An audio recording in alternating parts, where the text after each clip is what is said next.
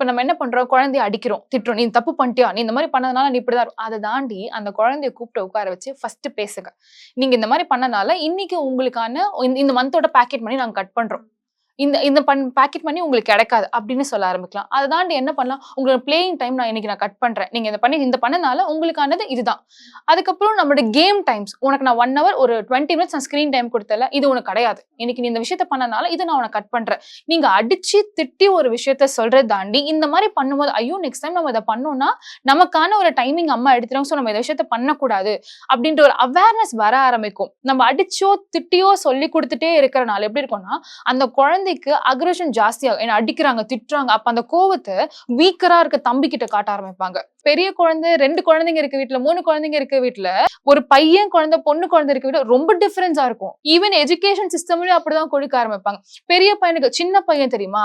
சின்ன பையன் நீ தான் அக்செப்ட் பண்ணி விட்டு குடுத்துடணும். 2 பேருக்குமே அங்க ஈக்குவலான ஒரு விஷயத்த சொல்லிக் கொடுக்க ஆரம்பிக்கும். எப்படிதான் இருந்தாலும் பெரிய பசங்களுக்கு ஒரு லீடிங் குவாலிட்டி இருக்குதான். அதுக்காக இப்படி பண்ணும்போது அந்த பெரிய குழந்தைங்களுக்கு எப்படி இருக்குன்னா, அப்ப அவ்வளவுதான் போல, எல்லாமே தம்பிக்கு தான் குடுத்துருவாங்க போல. அப்ப நம்ம என்ன அந்த குழந்தைக்கு ஆட்டோமேட்டிக்கா தெரியாம நீங்க நல்லது பண்றன்ற பேர்ல ஒரு குழந்தைக்கு ஒண்ணு குடுத்துட்டு இன்னொரு குழந்தை நீங்க ஹர்ட் பண்றீங்க. இங்க ஈக்குவலா தான்ப்பா இருக்கணும். அண்ணனுக்கு நீ இந்த ரெஸ்பெக்ட் குடுக்கணும். உனக்கான ஒரு விஷயம் இது கிடைக்க ஆரம்பிக்கும். தம்பிக்கு நீ இத குடுக்கணும்ப்பா. தம்பி உனக்கு இந்த லவ்வ உனக்கு குடுப்பான். எக்ஸ்சேஞ்ச் ஆஃப் லவ்ன்ற ஒரு விஷயத்த அந்த குழந்தைங்களுக்குள்ள சொல்லிக் கொடுக்க ஆரம்பிக்கணும்.